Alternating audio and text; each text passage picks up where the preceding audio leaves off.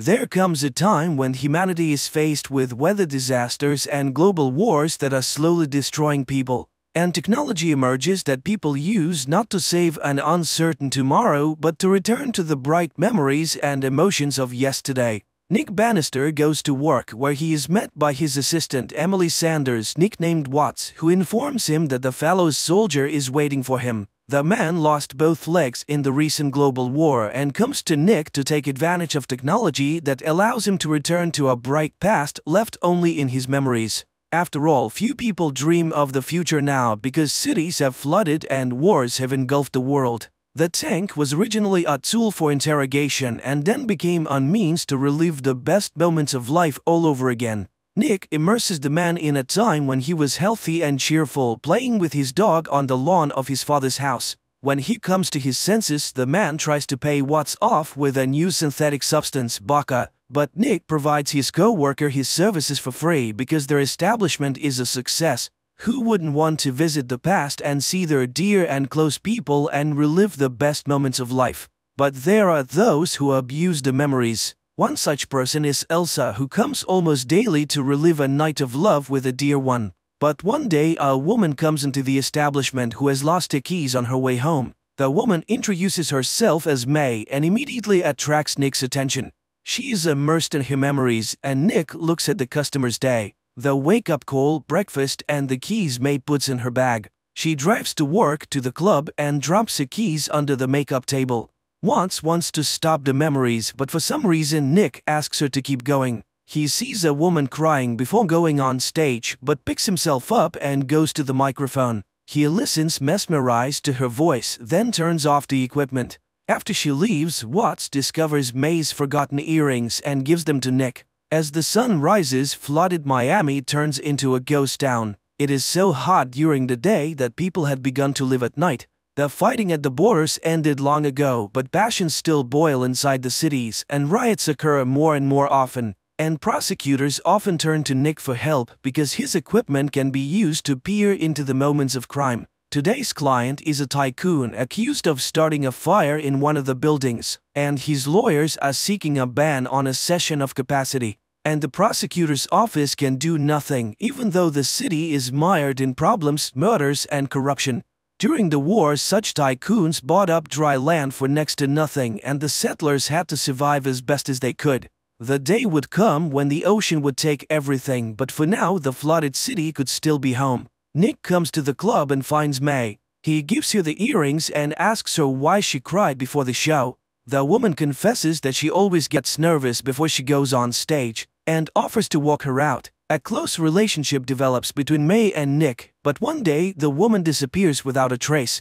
Watts worries about her partner, who begins to constantly delve into his memories to figure out where and how to find May. The colleague tries to get the man to come back to his life as their business begins to crack at the seams. New technologies emerging, clients are leaving. Even Elsa has disappeared somewhere and doesn't come for weeks, and he spends every day in the tank remembering May. He tries to forget her, but she won't come out of his mind. One day he remembers sharing with her his terrible memories of people dying in the surging waves, and she sympathized and understood him. He goes around places where he might have known something about May, but he gets the impression that the woman never existed. And the more truth he learns about his beloved, the more he doubts that he ever knew her at all. He goes back again and again to the time when they were together. Once he noticed bruises on her arm, but she excused herself by working hard in high heels. He had told her about the war and the trenches and only now knows what true happiness is. One day he is roused from his dive by someone's insistent knocking, but while he's getting out of the tank there is no one at the front door. Suddenly he sees something shiny under the water and picks up May's earring.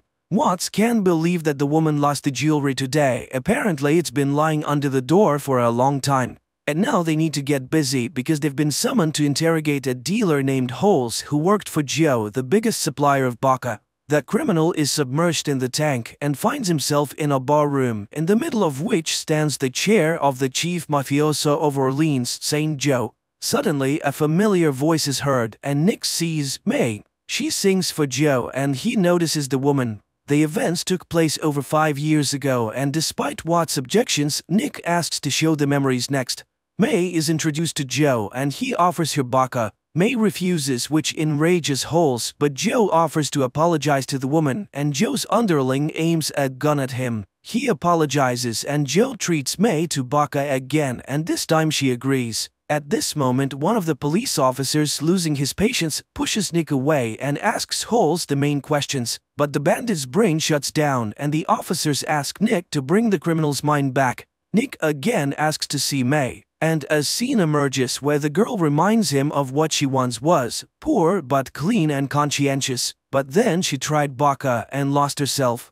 Holes has no time to listen to her outpourings because Joe is waiting for him with the goods, but it's not in the safe because May has robbed her master. The last thing Holes remembers is May hitting him over the head. Watts is astonished. Didn't Nick know that his beloved was using substances? But he never noticed this weakness of hers, but now he knows where to find her.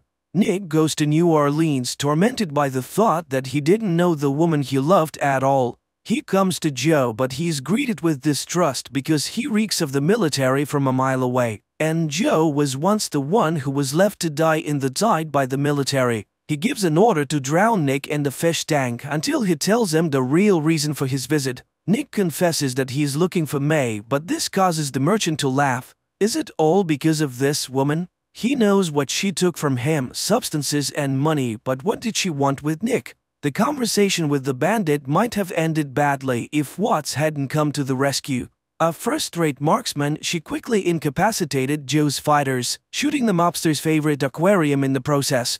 Nick struggles with his jailer and as he prepares to engage in a firefight, it turns out that Watts has already dealt with everyone and mortally wounded Joe. By the request of the wounded man, the woman finishes him off and the pair leave. But now Nick agonizes over the question, why did May come to him? He recalls telling her about the plates on which memories were recorded, and May shared one of them. When London flooded, she swam to Miami. But she didn't have a place to stay, so she somehow fell asleep on the boat. Someone untied her and the woman was swept out into the ocean. She would have died if she hadn't stumbled upon a lonely white house in the middle of the water not far from Florida Keys. The woman who lived there put her back on her feet, and it was the best thing that ever happened to her.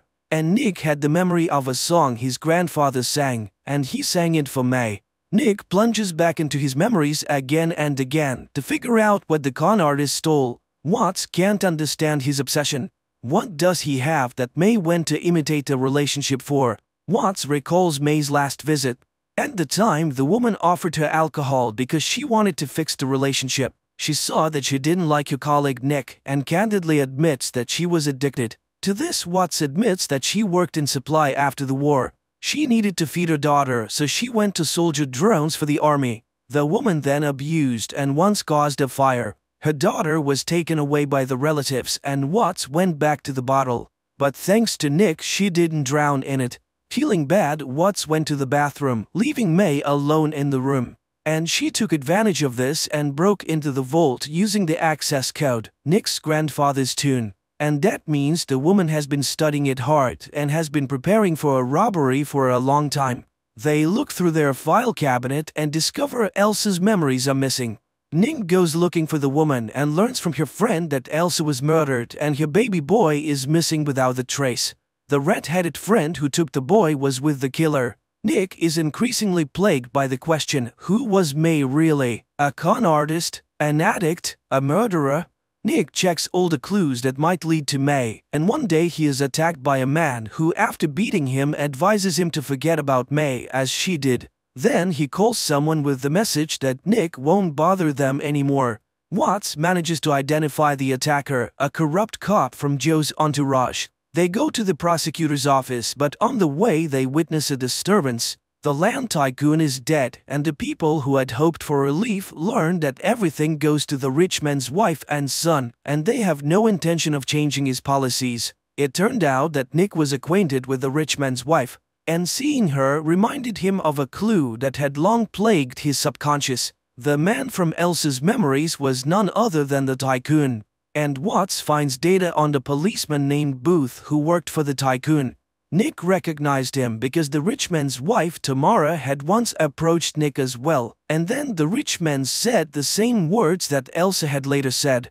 It turns out that Rich wanted to get rid of the bastard child and hired Booth to do it, but it's going to be damn hard to prove. Nevertheless, Nick is determined to do it because May used him. He goes to visit the tycoon's widow who, like other rich people, lived on property protected by a dam.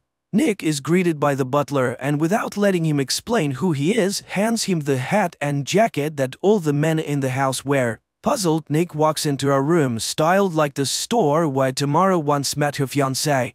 He realizes that Tamara has lost her mind and everything around her is rigged for her reality. Nevertheless, he tries to talk to her and asks her to tell him where Booth is. Then he opens the mirrors and the woman, seeing her reflection, comes to her senses for a moment. She knows that her husband ordered her to kill her former mistress and child because he did not want to share the inheritance. At this moment, Tamara's son arrives and Nick is thrown out, and he avoids death only because the butler was also ex-military.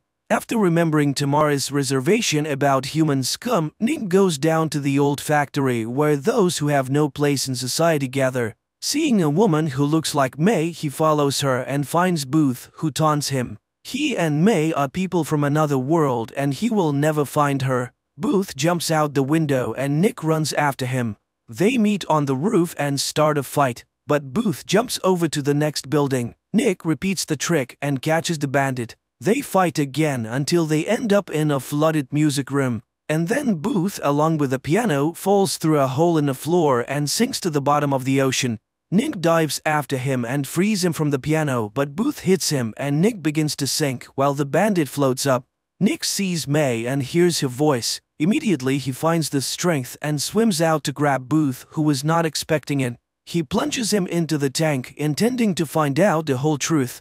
He sees how Booth and May met in Miami. It was then that he hired the woman to find Elsa's memories. May met his army friend and the latter, over vodka, spilled everything he knew about Nick. He even whistled his friend's favorite song. It turns out that the woman knew and had everything in mind. All this time Nick was just a target. But in an instant flashback he suddenly discovers that May was resisting her because she was genuinely attracted to Nick. That's when the bruise on her arm appeared. And after she brought Elsa's memory tapes, Booth confessed that he intended to get rid of the woman and her son.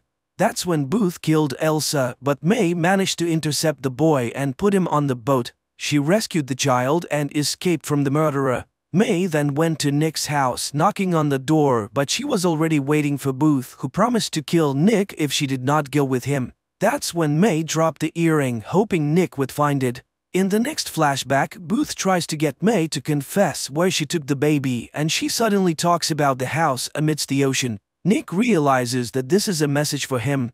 He steps into the illusion and May confesses her love for him while kissing Booth.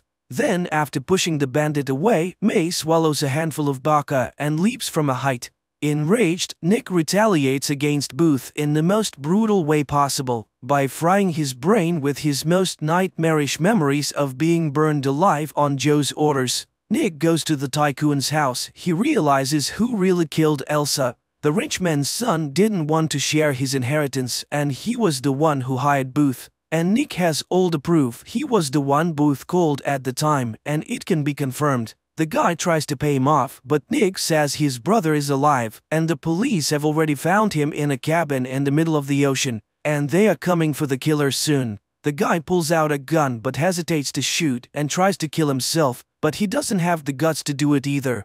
Nick goes to Watts, who now works at the hospital, and confesses to killing Booth. He hands over the records of Elsa and May's murders and asks that it be given to the prosecutor's office. He regrets missing out on many good things and asks Watts to find her daughter and be with her. The news of the tycoon's son's crime was the last drop that overflowed the cup of people's patience, and a riot broke out in the town. But Nick withdrew from it all into memories, reliving again and again the happy moments of meeting May. Now elderly Watts and her granddaughter often come to his receptacle, while Nick tells May the story of Orpheus and Eurydice. The idea of the film makes us think that people are very different. Some deal with a bad present and an uncertain future and may not dwell on memories, while others need to constantly look back to the past in order to exist in the present.